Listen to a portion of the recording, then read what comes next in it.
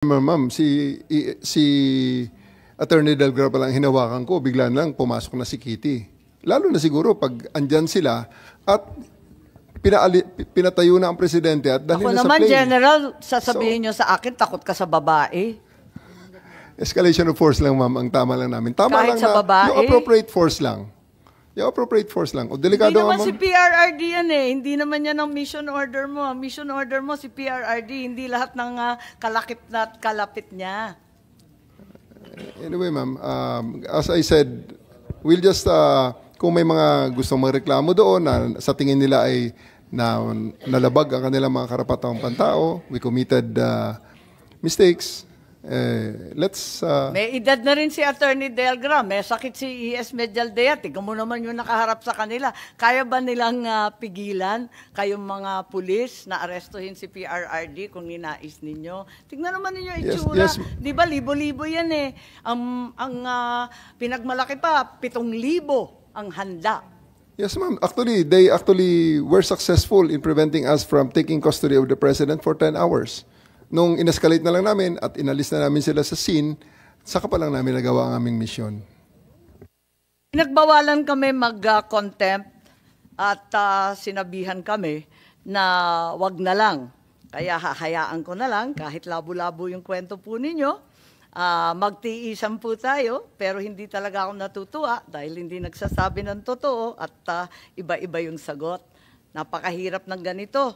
Dumating nga kayo. Hindi naman pala handa magsabi ng katotohanan. Punta na natin yung hindi napunta nun dati, Prosecutor Fadulion, nabanggit ni Attorney Delgra yung Article 59. At sinabi ng DOJ, paulit-ulit, na the Rome Statute does not apply.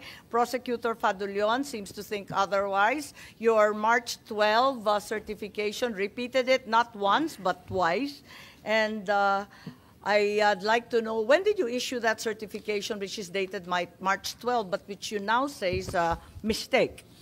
It was issued on March 12, 2025, Madam Chair. Sorry? March 12, 2025, in the afternoon. So you issued it on March 12. Hindi ba dapat bago ma-aresto? No, ma'am. The certification is supposed to attest to the fact that the DOJ was there to ensure that the arrest of the former president was done without his rights being violated. We were there. We were personally present when the arrest was made. Yes, nakita namin sa video. Opo. So, ito pong certification ay pinagawa po dahil sa kakailanganin daw po ito sa pagdala kay former president or pag-receive sa kanya pagdating po doon sa Hague. That was the reason why Hindi namin maintindihan kasi March 12 na umaksyon yung DOJ samantalang sinasabi ni Secretary Remulla kanina na siya nag-order. Paano nagkaganon? Yung order nahuli pa sa March 12, yung aresto March 11. Let me clarify, Madam Chair. The certification is supposed to certify to the fact that the former president was arrested, and his date of arrest was on March 11, 2025. Now, erroneously, it was indicated there as March 12, 2025. The certification that we will be presenting to you later was prepared in the afternoon of March 12 to certify and attest to the fact that the former president had in fact been arrested on March 11, 2025. And this was sent to Ambassador Lacanilao for the purpose of him presenting it when the president reached The Hague. Okay, we've read the March 12 certification. You cited Article 59 of the Rome Statute. Why did you cite it? We cited it, ma'am, because in the looking at the warrant of arrest as well as the diffusion notice, it made reference to certain provisions of Article 59 of the Rome Statute insofar as the things or matters that had to be attested to. So inilagay lang po namin yun para po makumpleto po or to, how would I say it, to cover all bases that all the requirements that were needed were actually complied with. Eh, yung pala eh. Mismo yung ating prosecutor, sinasabi yung Article 59 will apply. Bakit dinisregard ninyo, General Torre, nung isinisigaw ni Attorney Delgra yung Article 59? Parang sinabi ninyo na it does not apply, tuloy-tuloy pa rin kayo at binaliwala ninyo yung pakiusap niya yung Article 59. Ma'am, I always refer the legal issues to the DOJ. No, nandun ka na eh. Andun na si Attorney Delgra nakikisuyo na yung Article 59 will apply. Ibig sabihin, magkaroon ng council, dalhin sa korte na Pilipino, at yung iba pang mga patakaran na nakasaad dun sa Article 59. Sinasabi na nga nung abogado, sinabi pati ng DOJ ngayon, bakit binaliwala mo?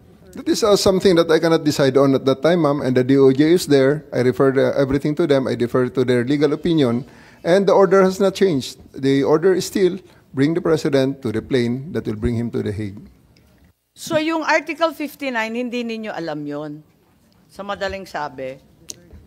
I know that it is a legal question, ma'am. That's why I refer it to the DOJ. That's something that I will not decide upon. I don't see you referring to anyone. Nakita ko talagang sabi nga ninyo, diskarte na ninyo yon kasi nandun ka, ikaw yung lead officer.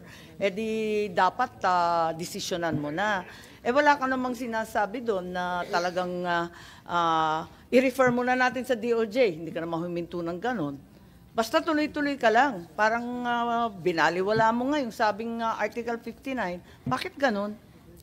There's no change in order at that time, ma'am. So the mission is still the same. Bring the president to The Hague through Madam that Chair. plane. Yes, Senator Bato, please.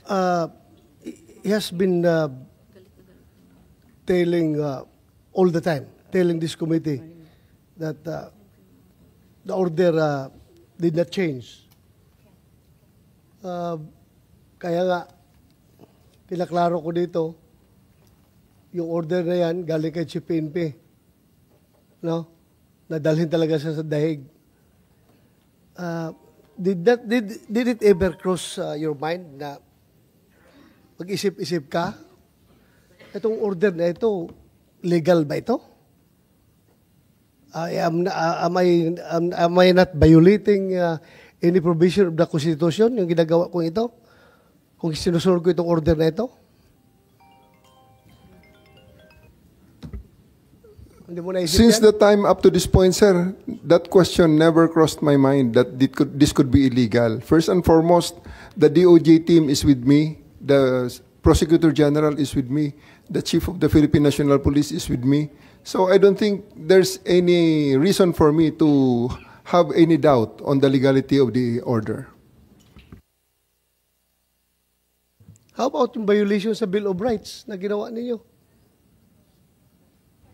Again, sir, the DOJ is with me, the Chief PNP is with me, so I really don't have any reason to believe on or question the legality of the order, sir. So I do believe up to this point, since we started this operation, that everything that we did is within the bounds of the law.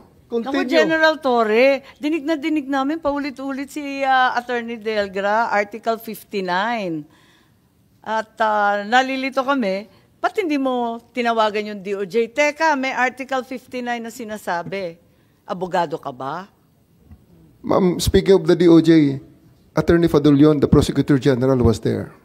Nandun kayo at sinagot ninyo yung sinisigaw ni Attorney Delgra na Article 59 ng Rome Statute po. We were there, Madam Chair, and we heard everything. Pero if I may be allowed po to put things in proper context, kasi yung tinitingnan po nating video is just a portion or a snippet of what actually happened. Tagal na po namin iniintay yung buo, pero wala namang ibinibigay. Ma'am, hindi po.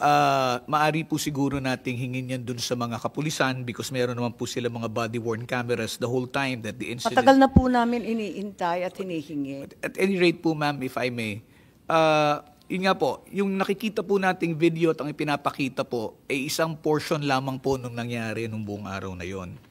Now, yung sinasabi po ninyo na if si General Torre exerted unreasonable force, it was not, if you look at that video on its face, kung yun lamang po, it would appear that way. But if you look at how it escalated from the time that they were brought there up until the time that the arrest was effected, you will understand, or we will all begin to understand what it is that actually transpired. Hindi naman po yan sabihin natin na pagpasok po o tuwing pumapasok si General Torre, namimwersa o nananakot o nagbabanta.